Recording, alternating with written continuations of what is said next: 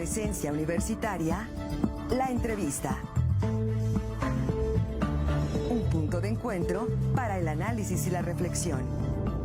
Son las 7 de la mañana ya con 35 minutos y como se lo comentábamos al inicio de este espacio, está con nosotros el doctor Sergio Rivera Magos, académico de nuestra universidad y a quien le hemos pedido que de nueva cuenta nos ayude con su expertise, con el análisis desde la academia de temas que ocupan la agenda política y mediática. Caso concreto, lo que ha venido sucediendo con esta contraposición del discurso oficial de la Cuarta Transformación en torno a la austeridad y lo que se ha venido desglosando en lo público por parte de algunos actores políticos y cómo se ha intercambiado la justificación o la referencia en torno a ello. Pero qué mejor que hablar con nuestro invitado. Doctor, ¿cómo está? Muy buenos días. Y como siempre, muchas gracias por su tiempo. Marco, Alfredo, un gusto estar aquí otra vez. Y me parece que podríamos iniciar justamente desde la academia, desde la comunicación política, cómo se podría analizar justamente lo que he puesto sobre la mesa de la reflexión en esta mañana, doctor. Mira, yo creo que la comunicación política nos da herramientas muy certeras para analizar temas como el que estamos viviendo hoy, ¿no? Esta fractura de la narrativa de la 4T que se ve de alguna manera, ya no digamos raspada, sino que se ve directamente impactada por la falta de congruencia y el comportamiento de algunos de sus actores principales. La 4T ha venido construyendo su proyecto desde el inicio, apelando a un capital simbólico. Realmente lo que movían era narrativa, capital simbólico, y un storytelling en donde había una persona salvadora que nos iba a rescatar de los malos, de los conservadores, de los fifís, de todo esto que le estaba impidiendo a México evolucionar y que además estaba maltratando sobre todo al pueblo bueno. Es la típica narrativa populista en donde se polariza para que se etiquete a los malos y se erija a los salvadores y el proyecto político se instale en esa narrativa y vaya alcanzando sus objetivos. Pero esa narrativa eventualmente necesita de otro concepto que también la comunicación política nos da, que es el story doing. El storytelling basta para cierto tiempo, pero después hay que poner en escena eso, después hay que materializarlo, concretarlo. Por eso hay este concepto del story doing, o sea, contar y hacer. Un ejemplo fabuloso del story doing es Pepe Mujica. Nosotros veíamos a Pepe Mujica que no solo hablaba sobre consumismo, sobre materialismo, sobre capitalismo, sino que vivía sus propios valores. Y era muy representativo ver que lo mismo traía la banda presidencial, que manejaba un Volkswagen, iba a su pequeña casa en el campo y vivía esos valores. Yo creo que López Obrador supo entender eso, supo entender sobre todo la construcción social de corrupción que tenemos en México. ¿Cómo en México hemos construido esa noción de corrupción? Sobre todo a través de lo material. Hay múltiples formas de corrupción. El nombrar a una persona que no está apta para un cargo y ponerla ahí es una forma de corrupción. El venderle a empresas fantasmas o en pedir que se le compre a Cuba material médico o medicinas que están caducas es otra forma de corrupción. Pero esas formas de corrupción que tienen que ver con la administración pública, el mexicano no las ve. Lo que ve es la ostentación, lo material. Y eso es lo que lo indigna. Cuando empieza a ver estos rasgos de enriquecimiento, de vida suntuosa, entonces viene la indignación, porque esa es la forma de corrupción que hemos aprendido a través de los años con el PRI a rechazar fuertemente. Pensemos en el periodo del PRI, por ejemplo, en la época de Durazo, este jefe policíaco, que pasó a la historia por el Partenón, esa gran casa que tenía cercana al mar, que además se le llamaba Partenón porque tenía el estilo griego y era de una ostentación impresionante. Cuando se le cuestiona a Durazo, dice, bueno, la gente critica ¿qué pretende? ¿Que vivamos en chozas o qué? Y luego vemos otras formas de corrupción que alimentan esta noción, esta construcción social de la corrupción del mexicano, la colina del perro o otras formas de ostentación que tenían los priistas. La Casa Blanca con La Peña Casa Nieto. Blanca, vean cuánto daño le hace la Casa Blanca a Peña Nieto. ¿Por qué? Porque era corrupción materializada, concreta, referencial. Palpable en el mundo fáctico. Palpable. En el mundo físico estaba la muestra de la corrupción. Entonces, ¿qué sucede con la 4T? Pues que la nueva generación no es capaz de leer estas nociones que también había leído López Obrador y empieza con estos rasgos de corrupción muy ostensible, muy visible, pretendiendo que la narrativa del presidente alcance para este momento político y sirva de disculpa para el comportamiento que tienen hoy.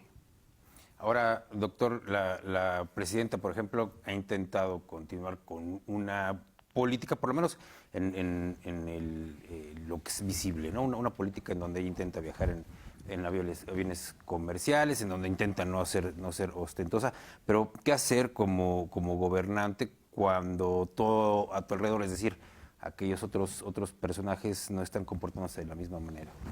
Pues el problema de la presidenta Sheinbaum es que no tiene todo el poder, que todavía tiene muchos personajes que vienen del grupo de López Obrador y obviamente no los puede llamar a cuentas, porque ella no los puso, ella no los controla. Lo que ha hecho son cartas, apelaciones a que el poder es humildad, a la vida no suntuosa, pero eso no está siendo efectivo.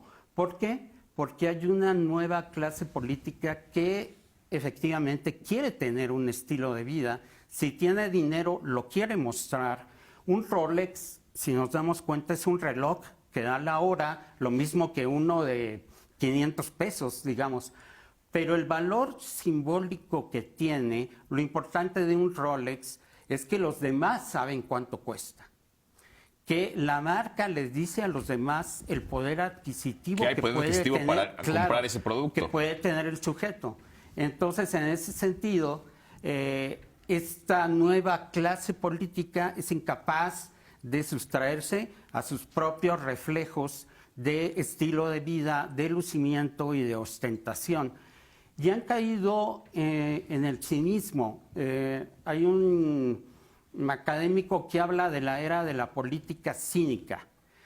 Estos políticos llegan al cinismo cuando se les acaban los argumentos, cuando ya es imposible contradecir los hechos, entonces dan el salto al cinismo. Sí y qué. Vemos a Noroña instalado en ese estadio de la comunicación política y en la política cínica. Ahora, tal vez ya ha respondido la pregunta en los argumentos que nos ha compartido, doctor, pero quisiese hacerle el cuestionamiento directo. ¿Qué de malo podría ser que un político dé cuenta de su poder de adquisición?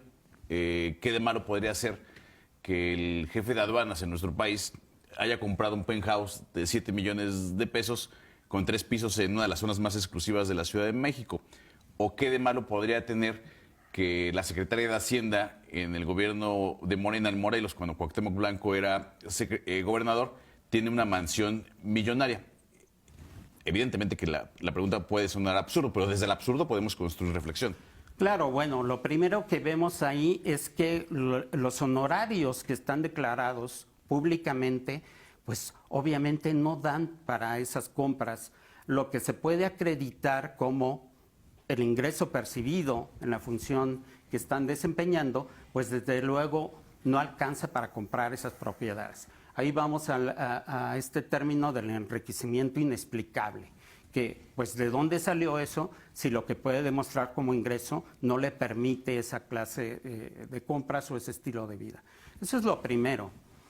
Pero yo creo que lo que más daño le hace a la 4T es que ellos se montaron en esta narrativa de austeridad, en esta narrativa de pobreza franciscana, porque fue el último peldaño ya que manejó López Obrador para pedir que hubiera una moderación en el gasto, que hubiera una moderación en el estilo de vida, los 200 pesos, el par de zapatos.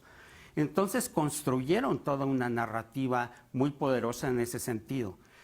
Que los hechos contradigan esa narrativa, pues es grave, porque es un gobierno que depende de la narrativa. Puede incluso gobernar sin resultados. López Obrador, el último tramo, gobernó sin resultados, ni en educación, ni en seguridad, mucho menos en salud. Pero la narrativa seguía funcionando. Es tan poderosa que un gobierno puede gobernar sin resultados. Entonces, el daño que se le infringe esa narrativa, que es el centro del poder y el control que tiene este régimen, pues es muy grave, porque entonces están socavando su propio capital político. Pero ahora, doctor, lo que me llama mucho la atención es que no bajan los niveles de popularidad. Bueno, hay por ahí una encuesta donde dicen que sí han bajado para la presidenta, pero no bajan los niveles de popularidad de Morena, por ejemplo, continúan ganando. Y me parece que hay muchas personas que a pesar de lo que nos dice, por ejemplo, de estos signos visibles de que no hay esta austeridad de la que tanto se ha hablado, continúan también defendiendo este movimiento. ¿Qué pasa ahí en la comunicación, que muchas veces aún estos hechos no permean en la población para que haya una crítica o que sea más crítica la población? Pues depende qué datos veamos. Por ejemplo, hay una encuesta sobre percepción de la corrupción en donde a Morena sí ya le está pegando. Morena sí ya está apareciendo como un partido que tiene corrupción. Lo que antes no veíamos porque aparecían primero el PRI y otras marcas políticas. Pero ahora Morena sí le está costando, sí se está acreditando que tienen un comportamiento vinculado a situaciones de corrupción. A la presidenta también le está costando. Si vemos la encuesta que sigue Mitofsky, que es la que la sigue semanalmente, como hacía con López Obrador, pues sí ha habido una baja ligera de la aprobación, pero la ha habido. Y en Morena sí le empieza a costar en cuanto a percepción de corrupción. Sí es una marca que ya no está libre de esta asociación con la corrupción. ¿Me explico? Ahora, doctor, pues lamentablemente vamos a ir cerrando. Desde la ciencia de la comunicación política, ¿qué es lo que tendría que hacer Morena pues para, no sé, apagar este fuego que ha venido a rasgar este velo de pureza democrática que puede ser en un estilo figurado Morena? Pues lo primero que tiene que hacer es ya no confiar en la receta López Obrador, que era victimización, descalificación ad libitum, denostación de los periodistas o los investigadores, victimismo, negación. Eso ya no está funcionando. La carta que vimos de Andy pues es un dechado de despropósitos y de ineficiencia comunicativa. Lo primero es dejar eso y empezar a tratar de elaborar otra nueva etapa de comunicación política que ya no intente hacerlo de López Obrador, porque esa comunicación sirvió para un actor y un momento político. No va a servir ahora necesariamente igual. Han estado confiando en eso y por eso no han temido que se les cuestione, pero esa receta ya no funciona. Entonces lo primero que hay que hacer es dejarla atrás y empezar a implementar otra comunicación que huya del cinismo, que sí dé visos de que va a haber algún tipo de ajuste de cuentas o de justicia, y sí empezar a no apostar también por la impunidad total, hacer lo que otros regímenes hacían. Cuando las cosas ya estaban realmente muy calientes, pues optaban por sacrificar a algunos de sus miembros. Así lo hacía el PRI, el presidente no se metía y de repente el gobernador, el funcionario, renunciaba por motivos de salud y había un mensaje de que el partido iba a tolerar hasta cierto punto. El problema ahora es que vemos que Morena lo tolera todo y va con estos personajes cuestionados hasta las últimas consecuencias. Y eso yo creo que les va a costar muy caro.